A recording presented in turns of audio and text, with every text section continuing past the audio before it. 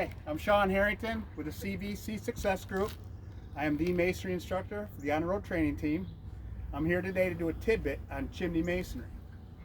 Now when it comes to chimney masonry, there's a lot of different divisions, and I don't want to get into them all at once. So today's topic, division, is going to be stone veneer masonry. And what it is, now we got two different products. We have a manufactured stone, which is man-made, and people refer to it mostly as a cultured stone, which cultured is actually just a brand of veneer stone. And then we have what we call natural thin cut veneer stone, which we're installing on this project. The difference between the two, obviously, is a lot of price, but it's the weight. The natural stone not only is really heavy, but it's cut, I mean, obviously perfectly smooth. One thing you got to worry about when it comes to a natural cut stone is the dust stays on it, so you're going to have to wash them off before you install it, because everybody knows what happens if you're going to try to put mortar on something that's dusty, it's going to fall. So when it comes to veneer stone, there's three parts. You've got the scratch coat, which is the most important, is the base. Because what starts messed up, ends messed up. Now after the scratch coat, then we have what we call the peanut butter and jelly, how to install the stone. Now, the easiest part of chimney masonry is veneer stone. Anybody that can put a puzzle together can do veneer stone. Simply put, and there's no right or wrong way if you know how to apply it properly, because beauty is in the eye of the beholder. Therefore, we want to put the jelly on first, which is the actual scratch coat. Okay, we're gonna smear mortar on that first. Then we want to put peanut butter on the actual stone, and when we cover the stone, we want it all covered. And we like to make a semi-suction cup when we stick the stone. We want to stick it, give it a little pressure up, and let it set into place. Now, the one thing you got to remember about this when you're doing stone is you don't want to shake it around. You want to set it and be done. Because the minute you start shaking it, it gets loose. You don't want to bump into any product on your other stone, because then it could cause it to fall, and you're going to have a big snowball effect about a lot of falling stones. So that could be a nightmare. Okay, so today's demonstration is jelly and peanut butter. So we're going to jelly the scratch coat, peanut butter the stone, and stick it and go. So we have Greg Spencer here. He is the in the field leader when it comes to DNS Masonry Incorporated. He handles everything in the field. He makes sure everything's getting done productively. So Greg, do me a favor and give us a demonstration on this, please.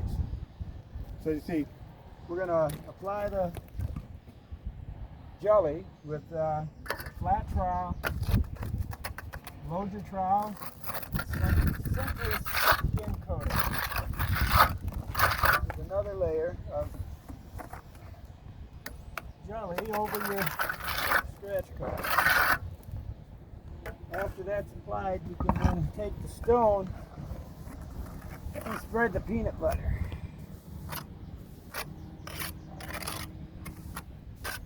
Completely covering the back side of the stone with this compressible layer.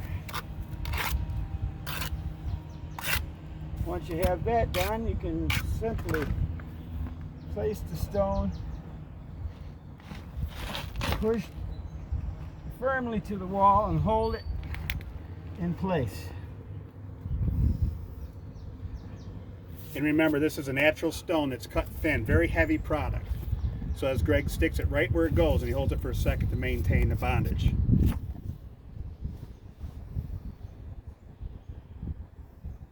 And I'll be talking in the background a little bit. This was a chimney that was made of brick with a couple of protrusions at the top and then indented back too. And as we know, when you indent back in, that creates a dam. And when we have dams, we got simple as that, the stone sticks. And repeat the process with each and every stone, completely coating the back side with, as we call, the peanut butter.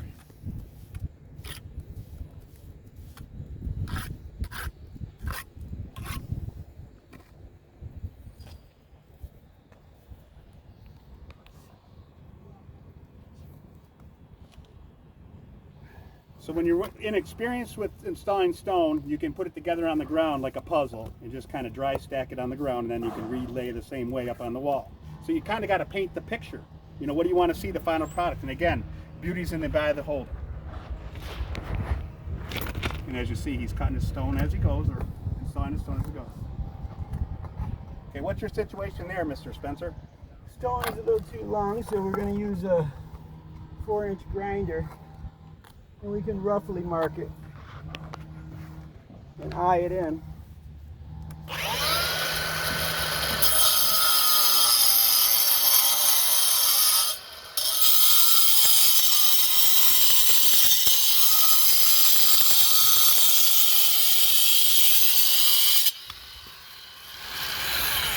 Never make a cut really too straight because Mother Nature doesn't do it that way.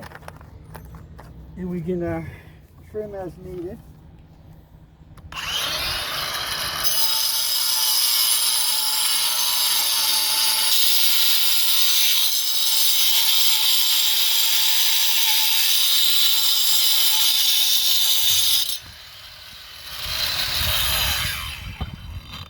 I always give mine just a little angle towards the back, making the back smaller so it fits easier.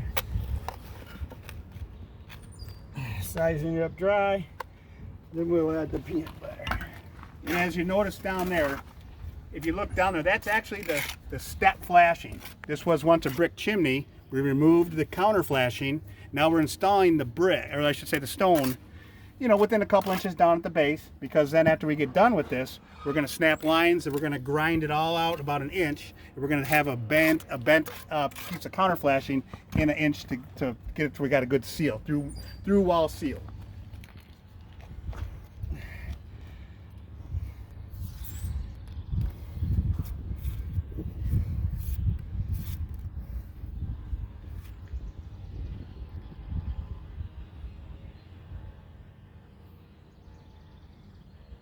Now there could be a situation like this particular flashing, we're going to get a 6-inch bend. As long as we're above 6 inches, we'll be okay. But sometimes when we got a little situation where we got, as you see down there, there's a piece of counter flashing, or I should say step flashing that's sticking up, and that's going to be hard for any kind of mortar to bond to. So right there, we're going to put a little liquid nails to stick that little piece of stone in there. And then when we grout it in, it'll be locked into place.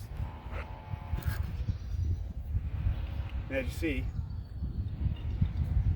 by hand, Greg's just going through. He does his jelly, his peanut butter, and sticks his stone as he goes. Now this is the first step, or I should say the second step, installing the stone. Then next, after we get done with this completely veneer stone, then we'll come back and grout it. We will do a couple different videos of the chimney masonry on this particular chimney, but again, if you take a look up at the top, please look up at my, so this is a crown. We came out 3 inches, which is 2x4, 2x4, then your 1x6 to give it our height.